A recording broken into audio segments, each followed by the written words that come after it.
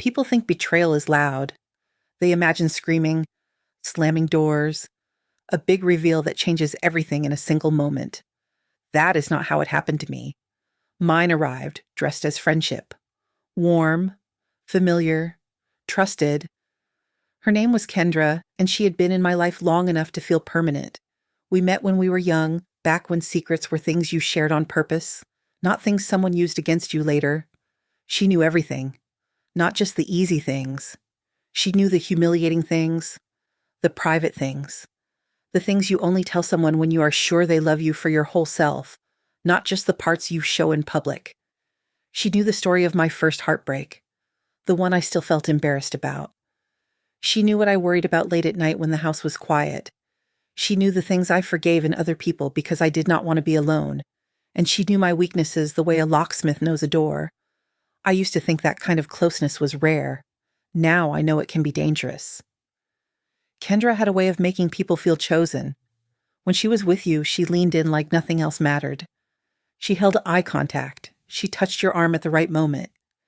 She laughed in a way that made you feel funny, even when you were not. She was the friend who showed up with soup when you were sick. The friend who remembered birthdays. The friend who texted, "Are you okay?" when you posted a photo with a tired smile. The friend who called you her sister. And for years I believed it. When I met my partner, she was the first person I told. When we moved into our home, she helped me unpack. When I felt overwhelmed, she reminded me I was doing better than I thought. She was woven into my life so tightly that I stopped noticing the seams. But looking back, there were little moments that should have warned me. Tiny cuts. So small they did not bleed right away. The first time was at a gathering. Someone complimented me for something I'd done at work, and Kendra laughed a little too sharply and said, "Oh, please, she's always been good at making herself look perfect." Perfect. It sounded like a compliment if you squinted. But it was not. It was a seed. Later, she told me I was being sensitive, that I always read too much into things, that she was kidding. So I let it go. Because that is what you do when someone has been your best friend for years. You assume the best. You protect the bond. You excuse the sting. Over time, the comments kept coming. If I was proud of something, she found a way to make it sound like luck. If I was excited about a plan, she mentioned all the ways it could fall apart. If I was stressed, she acted like she was the only one who truly understood, but somehow I still felt smaller after talking to her. The worst part is that I did not realize I was changing. I started watching my words. I started downplaying my wins. I started sharing less. Not because I wanted distance, but because something in me had learned that my happiness irritated her. Then, one night, she showed up at my door with a bottle of wine and that familiar expression like she had news. She said she had heard something. I asked what. She hesitated like she was trying to decide whether to protect me or hurt me. That should have been my first real warning. Because a friend who loves you does not pause like that. She said, "I do not want you to be blindsided." I remember the way my stomach tightened. I remember the way she watched my face as she spoke, like she was measuring how much damage each word would do. She told me someone at my workplace had been talking, that people thought I got opportunities because I was good at making connections, that there were rumors about me. She said it slowly, like she was handing me poison in a pretty glass. I asked her where she heard it. She smiled and said, "It does not matter. I just want you to be careful." That night after she left, I sat alone and thought about the strange feeling that had been growing for months. The feeling that Kendra was not warning me. She was shaping me. She was introducing doubt into my life like it belonged there.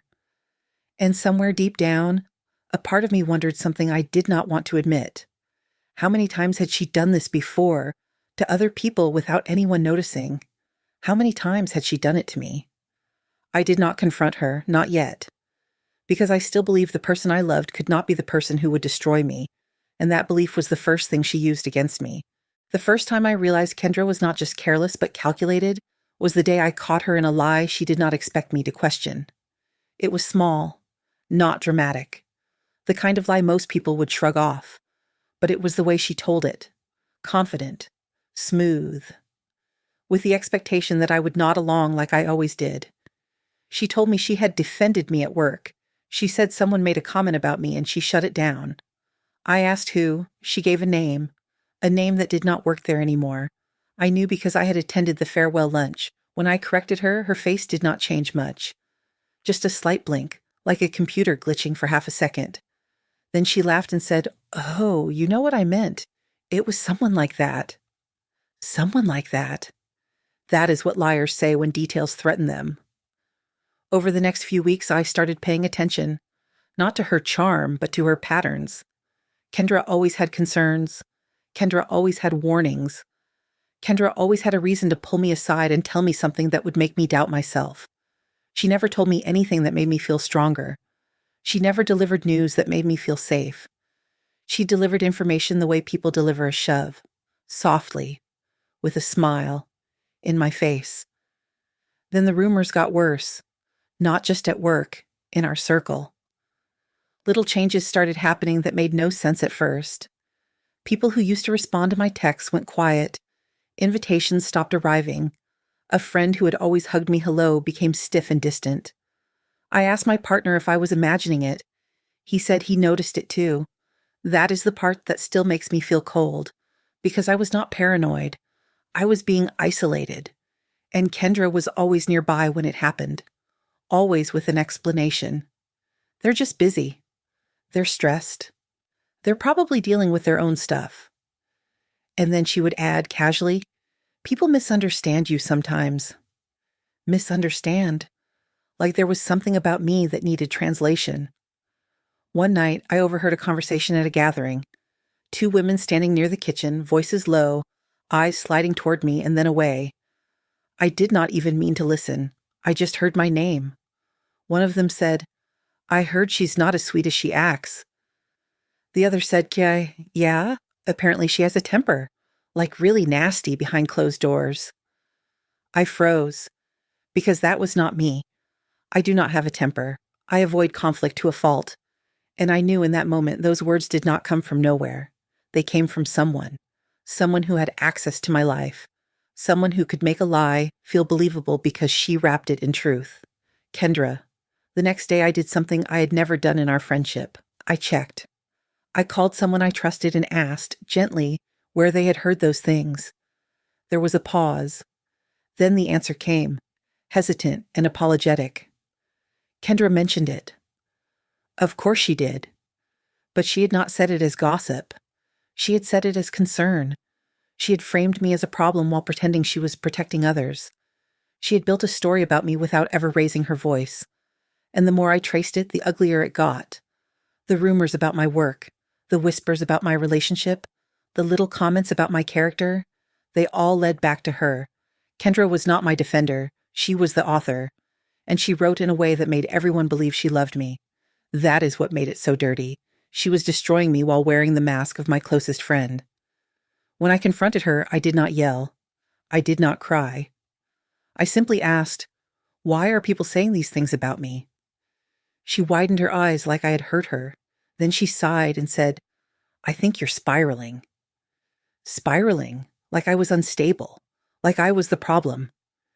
Then she leaned in and said quietly, "I worry you're going to ruin your own life and blame me." In that moment, I understood what I was dealing with. A person who could twist reality like a ribbon.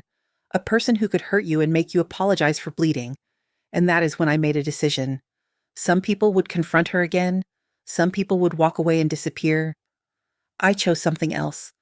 I stopped giving her access to my emotions, and I started watching her like she had been watching me. The moment you realize you have been played. But I knew something Kendra did not. Kendra did not fear being caught in a lie. She feared losing control of the story. So I gave her control. Or at least I let her believe she had it. I stayed calm, pleasant, normal. I stopped reacting when she dropped her little comments. I stopped explaining myself. I stopped defending my character to people who had already decided what they believed. Instead, I started collecting proof. Not screenshots that could be argued away. Not vague, he said, she said moments. Real evidence, patterns. I kept notes of dates, conversations, who was present. I saved messages where she checked on me after spreading something and then played innocent. I recorded the time she claimed she heard rumors from someone, and then I quietly confirmed that person never said it. I learned quickly that Kendra relied on one thing. Most people do not verify. Most people do not want conflict. Most people would rather believe a friendly liar than accept that someone they like could be cruel. Kendra used that. She used kindness as camouflage. Then I found the thing that changed everything. It was not a dramatic confession. It was an accident. A careless moment from someone who thought they were safe. A mutual acquaintance messaged me late one night. She sounded uncomfortable. She said, "I feel gross about this, but I think you should know."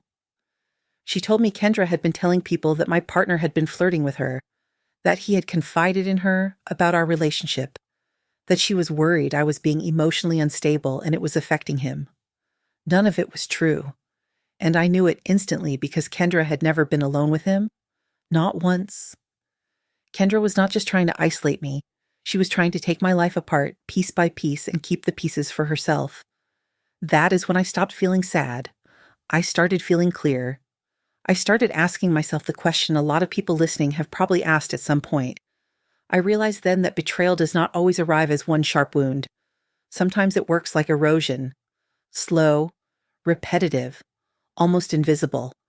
You lose a little trust here, a little confidence there, until one day you look at your life and feel strangely displaced inside it. What hurt the most was not that Kendra lied. It was how easily she borrowed my vulnerabilities and turned them into tools. The things I shared in moments of fear became details and stories she told others. The kindness I offered became something she exploited. And the longer I stayed quiet, the more power she believed she had over me. That was the moment I understood something crucial. She was not afraid of the truth. She was afraid of losing the version of reality she controlled. How many times have you been betrayed quietly by someone smiling in your face and blamed yourself for it? Because that is what people like Kendra count on. They count on you turning the anger inward. They count on you doubting your instincts. They count on you staying polite. I did not. But I still did not strike right away. Instead, I let her talk. I let her keep spinning. I let her get confident. Kendra started getting bolder once she realized I was not reacting. She started testing boundaries. She started telling bigger lies. She started pretending she was my closest supporter in public while slowly poisoning my reputation in private. And I watched it happen like a scientist observing a pattern. Because once you see a person clearly, you can predict them. I knew what she would do next. She would try to set up a moment where I looked crazy. A confrontation, a breakdown, a scene. That was her end goal. So I gave her a different ending. I arranged a small gathering, nothing dramatic. Just a few people, familiar faces, people who had heard the rumors. I invited Kendra, of course. She showed up glowing, confident, dressed like she was coming to perform. And she did. She told a story about me that night, right in front of everyone. She laughed softly and said she was worried about me lately. She said I had been paranoid. She said I accused people of talking behind my back. She said she hoped I would get help. People looked at me, some with sympathy, some with discomfort, some with that expression that says, maybe she is unstable. Kendra watched my face carefully, waiting for the moment I would snap. I did not. I smiled and I said calmly, "I'm so glad you brought that up." Then I reached for my phone. Kendra did not realize she was finished until everyone stopped reacting to her. That was the part she could not survive. Not confrontation, not anger, not accusations, indifference. After that night, the one where her voice betrayed her in front of people she thought she controlled, I did not chase the fallout. I did not explain myself. I did not clarify anything. I simply stopped covering for her. I let people sit with what they had heard. I let them replay it in their heads. I let the silence stretch long enough for discomfort to turn into understanding. Kendra tried to fix it the only way she knew how. She reached out to people privately, crying, insisting she had been taken out of context. She said I was unstable, that I had set her up, that I was jealous, that I always needed to be the victim. But something had changed. People started asking questions. They asked for proof. They compared stories. They noticed how often Kendra's concern ended with someone else being isolated. They noticed how many friendships around her ended the same way. They noticed how often she stood at the center of drama she claimed to hate. Kendra began losing invitations, then trust, then credibility. She would enter a room and conversations would lower. She would speak and people would glance at each other. She would laugh and no one would join her. She tried to confront me once. She showed up unannounced, eyes wild, voice shaking. She told me I had destroyed her life. She demanded I fix it. What she did not understand was that nothing needed fixing anymore. The damage she caused had finally become visible to people who once believed her without question. They started replaying past moments differently. Conversations they brushed off before suddenly felt wrong. Compliments that always came wrapped in criticism made sense for the first time. People began comparing notes. They realized how often Kendra had positioned herself as the only trustworthy narrator in other people's lives. How frequently her concern ended with someone else being pushed out. How every conflict somehow left her standing in the center, untouched. She tried to rebrand herself. She told people she had been misunderstood, that she had been too honest, that she was the victim of someone who turned on her without warning. But something had shifted. Her words no longer landed the way they used to, because once a manipulator is seen clearly, every sentence they speak sounds rehearsed. People stopped confiding in her, stopped sharing personal details, stopped inviting her into spaces where trust mattered. She felt it happening, that slow realization that her influence was shrinking, that the version of herself she carefully curated no longer existed. And there is a special kind of cruelty in watching someone lose power without ever raising your voice. That was the moment I saw her clearly. Not powerful, not charming, just exposed. I told her calmly that I had not told anyone anything they did not already hear themselves. I told her I had not spread rumors. I had simply stopped absorbing them. That was when she finally understood. The thing she took from me was the same thing she lost: control. Over time, her reputation followed her everywhere, at work, in friendships, in spaces where she used to feel important. People warned each other quietly, not dramatically, just enough. She's not safe. She twists things. Be careful what you tell her. Kendra became the story people whispered about when they thought she could not hear, and I became something she never expected, unaffected. I rebuilt my life without explaining myself. I strengthened the relationships that mattered. I learned how peaceful it feels to live without constantly defending your character. Sometimes I wonder how many people listening have had a Kendra in their life. Someone who smiled while quietly pulling things apart. Someone who called it concern. Someone who made you question your own instincts while pretending to protect you. If this story felt familiar, you already know how long it takes to untangle yourself from that kind of betrayal, and you probably know exactly what you would have done in my place. Some people would have confronted her sooner. Some would have walked away without saying a word. Some would have gone even further than I did. If you've ever lived through something like this, I'd like to know what you would have chosen. There are more stories like this. Stories about betrayal, revenge, and what happens when people mistake silence for weakness. If you want to hear them, follow and subscribe so you don't miss what comes next. Because these stories don't always end loudly. They end the way the truth usually does. Quietly, relentlessly, beneath the bindings.